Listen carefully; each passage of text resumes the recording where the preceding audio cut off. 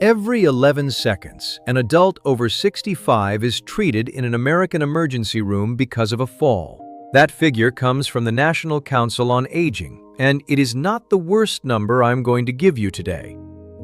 Per the CDC, about 1 in 4 Americans over 65 falls every single year, and falls are the leading cause of injury-related death in that age group.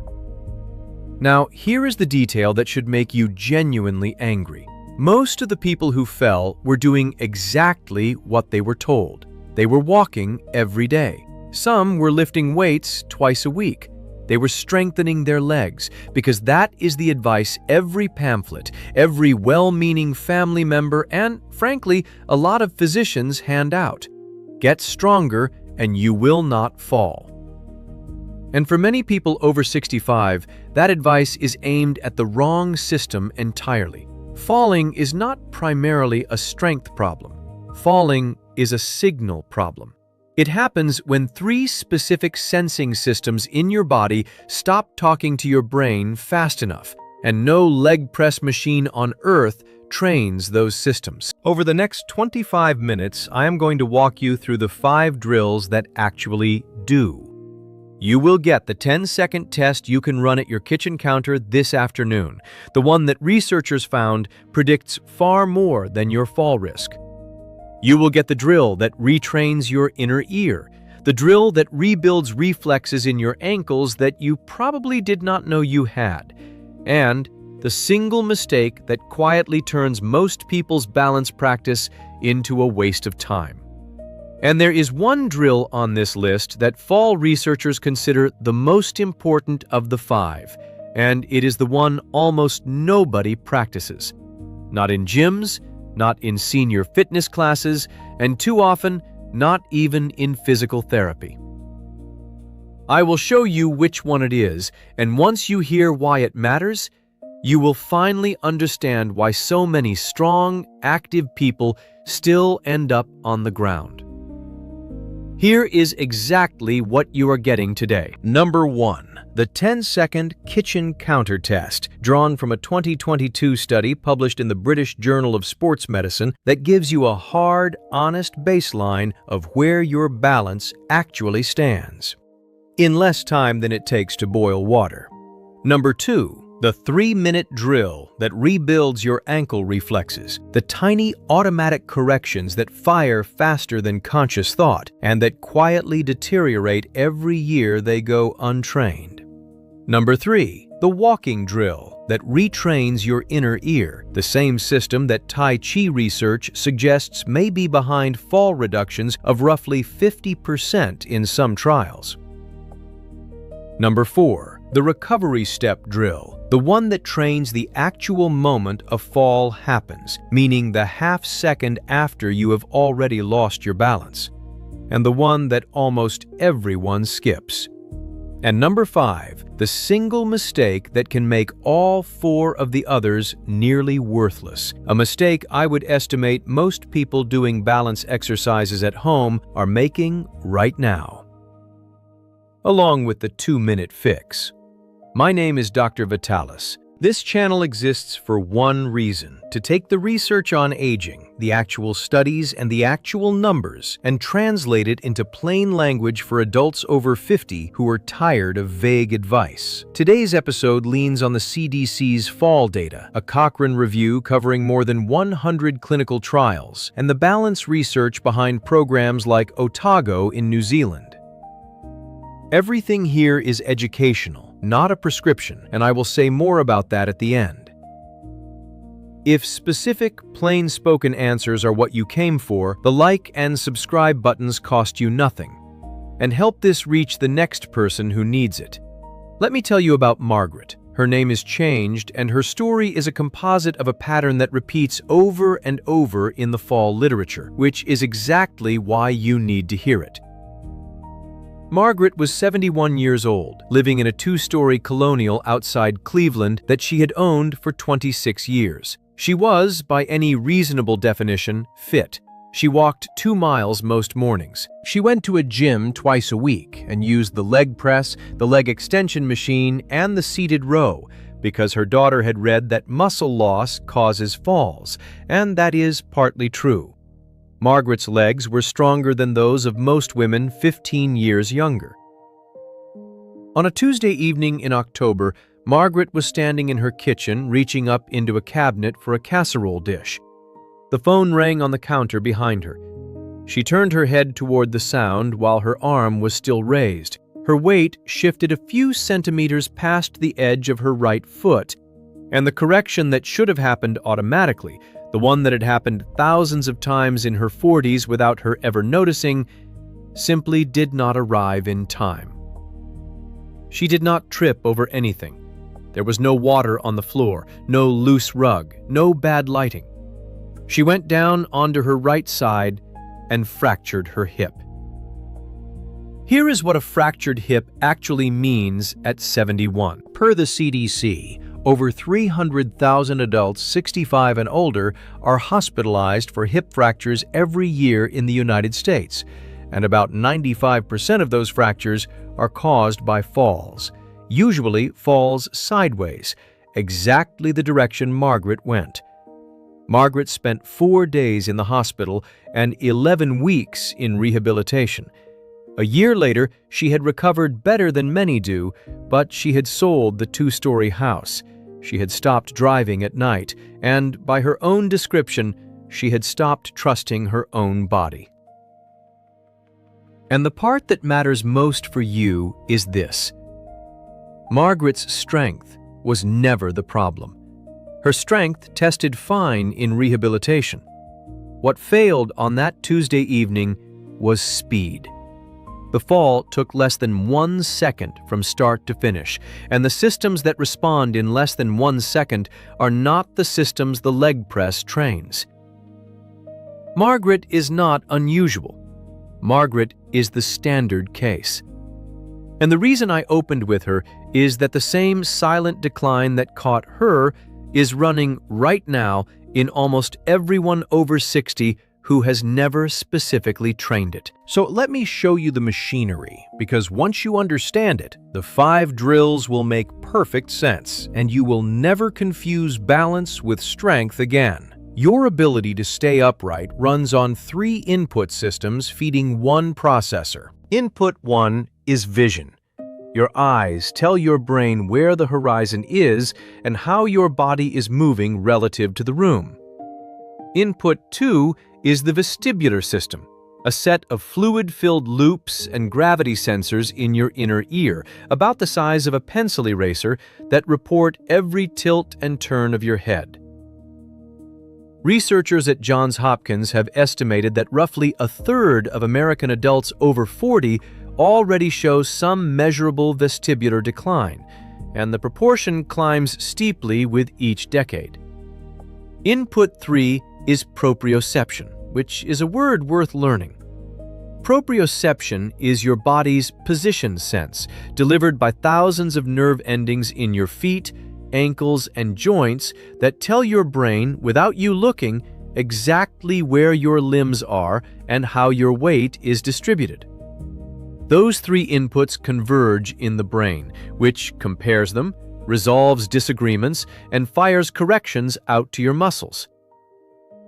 Now here is what aging actually does.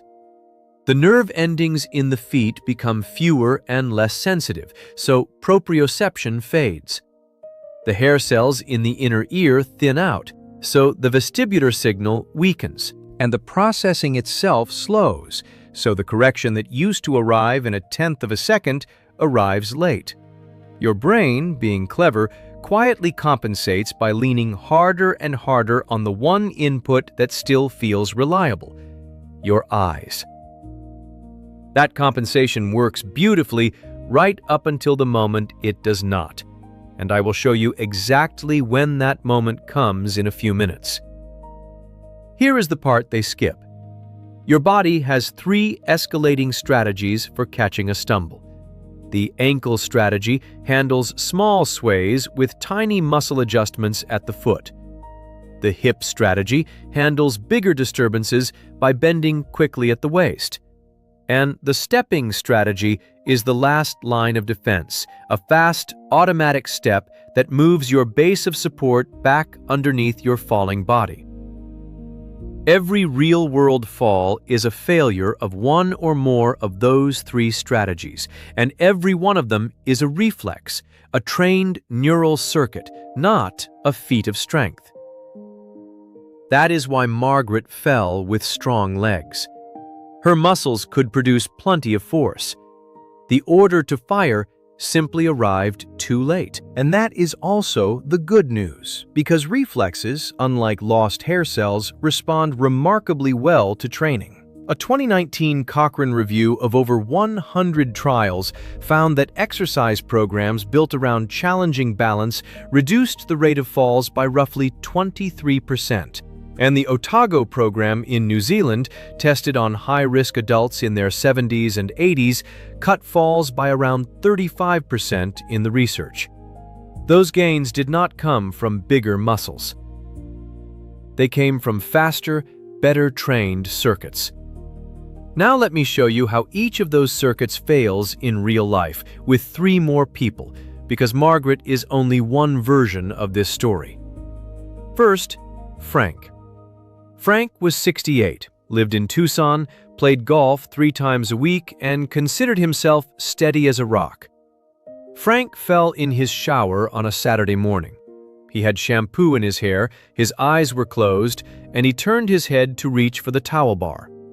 Eyes closed, removed input 1. The head turn scrambled, input 2, 1.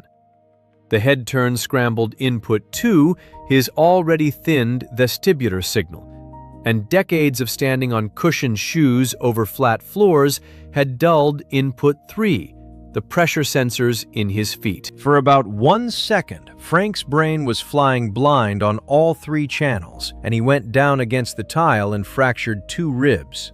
Frank's case is the vestibular failure, and it is why so many falls happen in bathrooms and at night. It is not the wet floor.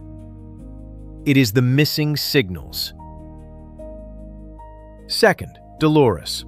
Dolores was 76 from Queens, and she fell in broad daylight on a dry sidewalk, stepping off a curb she had stepped off hundreds of times. A delivery bicycle came around the corner. She flinched, her weight lurched sideways, and her body needed a fast recovery step to the left. The step came, but it came short and slow. Her foot clipped the curb, and she landed on her outstretched hand and fractured her wrist.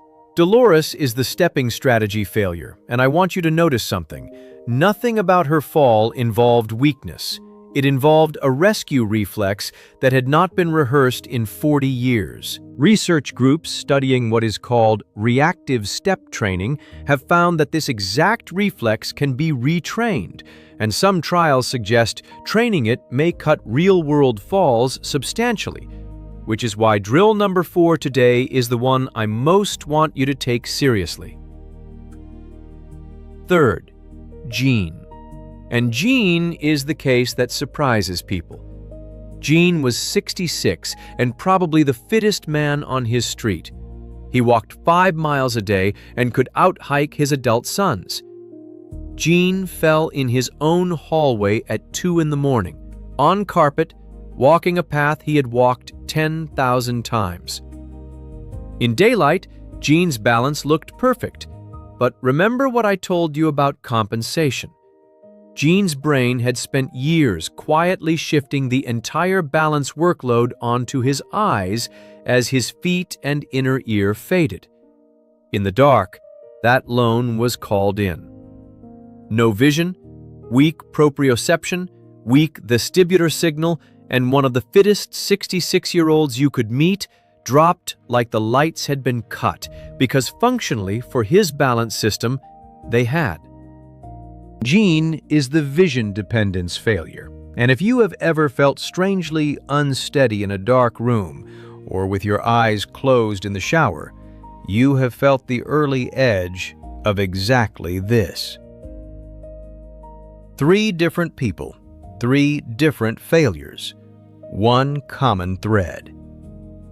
Not one of them would have been saved by stronger legs. So here are the 5 drills in the order I want you to learn them. And before the first one, 2 ground rules. Do every drill next to a kitchen counter or a sturdy chair back. And if you already feel unsteady day to day, or you have had a fall in the past year, talk to your doctor or a physical therapist before starting any of this. That is not legal boilerplate. That is good practice. Drill 1.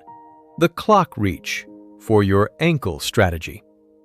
Stand at the counter, feet hip-width apart, and imagine you are standing at the center of a clock face painted on the floor. Keeping both feet planted, shift your weight slowly toward 12 o'clock, as far as you can go without lifting a heel or a toe. Hold for a slow count of 3 and return to center. Then 3 o'clock. Then 6, then 9, then the diagonals. What you will feel, especially at first, is a flurry of tiny trembling corrections in your ankles and feet. That trembling is the point. Those are your ankle reflexes and foot sensors firing and recalibrating, the exact circuits that arrived late for Margaret. 1 full trip around the clock takes about 90 seconds. Do 2 rounds once a day. Drill 2. The tandem walk for your base of support. Stand sideways to the counter and walk heel to toe along it, placing the heel of one foot directly against the toes of the other. 10 steps forward, then 10 backward. Tandem walking shrinks your base of support to a few centimeters wide, which forces the hip strategy, that quick catch at the waist, to wake up and work. If 10 steps are easy, slow down, because slower is harder, and speed hides weakness in this drill. Drill 3. The single leg stand. And this is where your 10-second test lives, so pay attention, because this is the baseline I promised you. Stand near the counter, hands hovering above it, and lift 1 foot a few centimeters off the floor. Time yourself honestly. In a 2022 study published in the British Journal of Sports Medicine, following around 1,700 adults, the inability to stand on one leg for 10 seconds was associated with a substantially higher risk of death from any cause over the following years, nearly double in that data. Now, that is an association, not a death sentence, and one number never defines your health. But it is a serious signal, and here is the encouraging part. This measure responds to training within weeks for many people. Whatever your time is today, write it down with the date. Then, practice. 3 holds per leg, working toward 30 seconds each every day. Retest in 3 weeks and watch what happens. Drill 4. Here it is, the one they skip, the recovery step. Every drill so far trains you to keep your balance. This one trains what happens when you lose it, which is the only moment that actually decides whether you fall. Stand at the counter, feet together. Now, shift your weight deliberately past your edge of comfort toward the front, and catch yourself with 1 quick, decisive step. Then return. Then to the left. Then to the right. Then, carefully and only with the counter close, behind you. You are rehearsing the rescue reflex Dolores needed at that curb, the stepping strategy, and you are teaching it to fire big and fast instead of small and late. Fall researchers consider this reactive stepping ability one of the strongest trainable predictors of whether a stumble becomes a fall.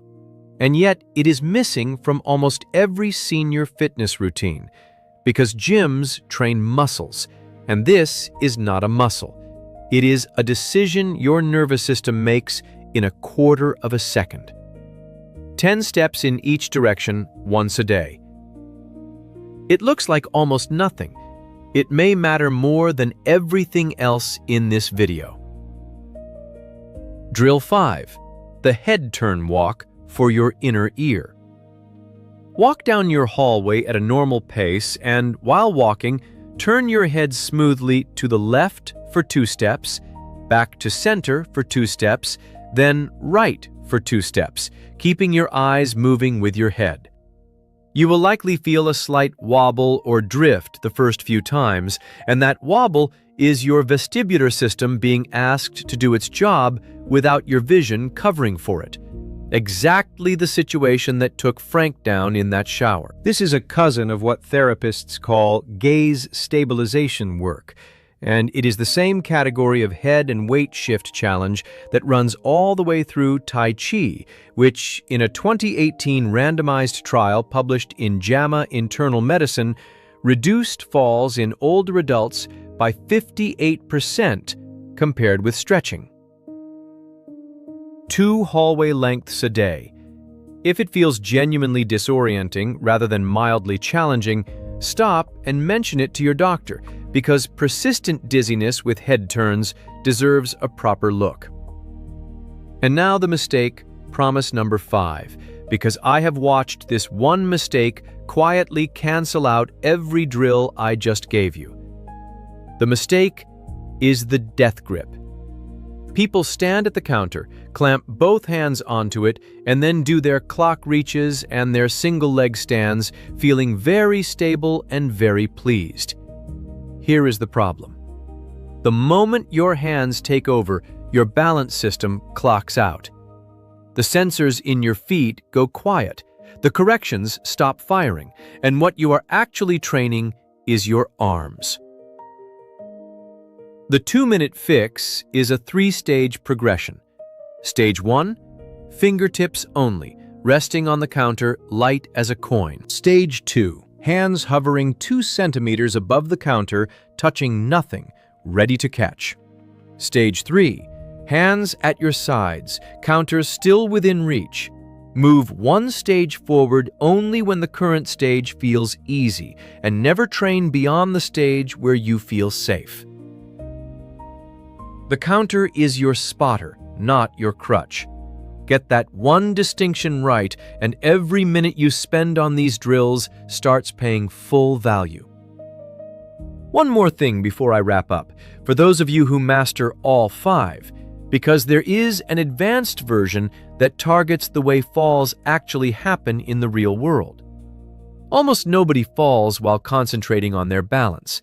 They fall while carrying laundry, answering a question, reaching for a phone.